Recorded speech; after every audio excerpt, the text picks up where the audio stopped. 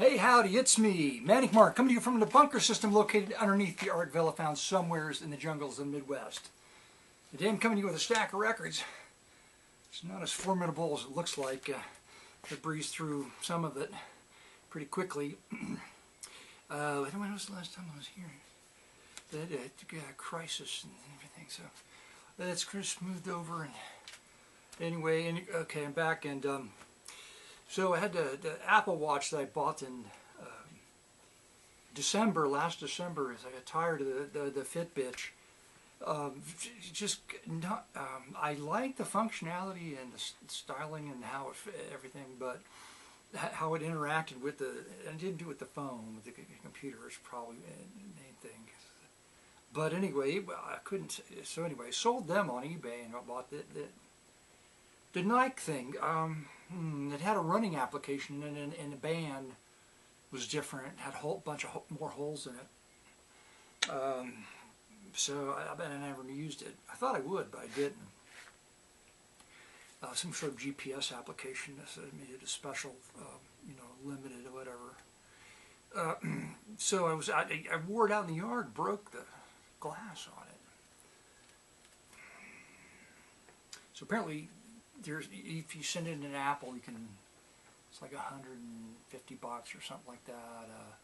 Maybe depending, I don't know. And then you can buy a thing and maybe fix. I don't have.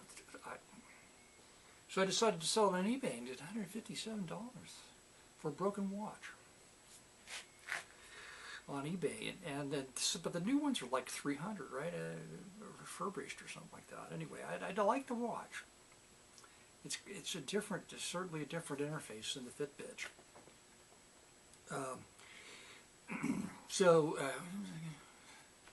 Something else I had to. Oh man, right out, right from one side to the other. Should I go right to the records? Oh, that's what it was. Did you hear Luna upstairs? She's doing something she probably shouldn't, and I left her in her room. I probably shouldn't have left her in it. So it's been over a year that we've been in training, and was a real challenge, let me say, compared to a lot of other dogs. She didn't have any issues because she was a puppy, right? But just because she's a bull terrier, not a pit bull. People make that mistake, but nonetheless, there's terrier in the dog. So she's full of beans much of the time. Oh boy, this is interesting, but probably not to many people, but I'm going to talk about it anyway. So we've had three dogs that we've taken to like a PetSmart training thing, which I always thought was pretty good. You went like once a week and you had to do practice stuff at home, and you taught the dog how to sit and down and leave it and come, I think, and do leash walking, like around obstacles and cones and stuff like that. But now that I've taken this class with this new trainer, which is you wonder, like, when are you going to teach the dog how to jump through hoops that are on fire? It takes a long time, and you have to kind of be patient. But it's all based on calming the dog, okay? So making the dog happy in its own skin, calm and confident, and then along the way you've learned, the dog will sit, and down and come and all the loose leash walking. But it's just completely different than just, sort of the quick teach the dog a trick, because you're teaching the dog the trick, but the dog can still be very tense and have socialization problems and other issues, even though the dog will do the tricks. So you think the dog is trained, but it's way deeper than that. Anyway, so getting to the point of the story, the trainer called us and said, "Hey, we got 5 new dogs," or I think some of them have been through a number of classes, but they're early on in the whole. So she asked us if we wanted to bring Luna. We did, but I didn't realize that she was going to use Luna as an example of a good dog. a well-trained dog and why you should stick out the class, you know, until you're done with it, whenever that is. So we were just not, it was outside, we did it outside, and we were just not part of, she made us go in front of the class and march the dog back and forth, Luna, loosely walking, turns and sits and calms, and Luna, I think because she's been in the parking lot a vast number of times, she just nailed everything. She didn't care about the other dogs. She'd loose walk when she didn't chomp and do some of the things that we're still working on, like grabbing a leash and like, hey, you know, want to play now, and so I'm doing bad things with the leash. And she didn't get fired up at any point in over 45 minutes of the class, and it was great. Diana had to give a little speech like, hey, you know, stick with it, everything will work out. And as most people don't, we found, since we've been in the class, people get tired, they don't understand it, they get too busy, and they come for a while and they disappear, which is sad. So it's a lot of fun when you get a dog, just spend time with it, right? It's a lot of fun. So I'm not spending time with Luna because I'm down here with the records. Let's go right to the records, starting with top price, full price, super high price books. So stop there. Peggy Lee, Blues Across the Country. Arranged by Quincy Jones. That's right. Quincy Jones, Peggy Lee, Blues Across the Country. On Verb, it's Jimmy Smith, Respect. Funky Broadway, Mercy, Mercy, Mercy, Get On My Life, and Teambo Steak. I guess there's 4 tracks. And is that Jimmy Smith in his kung fu outfit? I don't know. It's an interesting gatefold cover. I'm sure it explains. Creed Taylor, by the way, produced it. Picked it up because it's local out of Dayton, Ohio, and it's a terrific cover. Oh my God, it's the Christian Brothers. Are they actually named Christian, or is that because it's a gospel album? I think it's because it's a gospel album. I think, yeah, there's nobody on the back whose actual last name is Christian. Just a terrific photograph on the front cover. And back at half price, full price, super high price books. Oh, who was it? Wendell. Somebody. Wendell. Wendell bought every Modern Sound cheap knockoff album. So I found 3 more. They put out 3 more. This one, let's see, Ruby Baby, What Will Mary Say? I have no idea. And I went as far because it's a knockoff album to buy the Hootenanny and American Ballads album on Modern Sound, to include Devil Woman, which could be interesting. And one more, which has a Beatles knockoff cover on it, 8 Days a Week. 8 Days a Week, that's right. Jonah Jones and Glenn Gray reissue. Oh, it looks, I don't know. Don't know if that's, I don't know. Anyway, so, and from an estate, it's Maynard Ferguson. I don't know anything about this. Ravi Shankar's Music Festival from India, 1967. That could be fun. These are all in excellent condition. Maynard Ferguson, another one.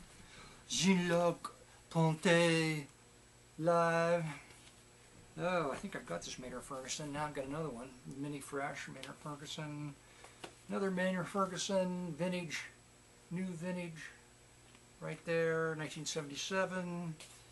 James Galloway. No idea. I should have got, that's one I should have got rid of. I didn't. Okay. Roger Williams, Country Style. Don't even need to hold that one up.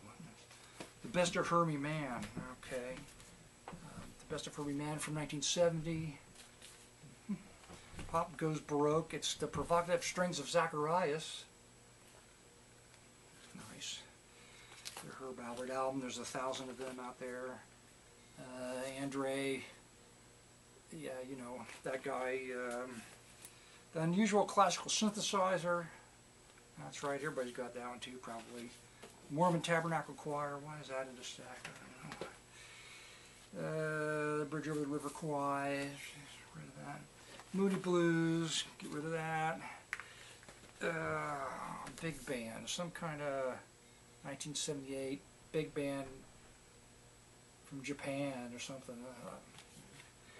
Another Moody Blues album. Get rid of that. Another Maynard Ferguson album. There's probably a million of those out there. Okay, now to the antique store we went to this weekend.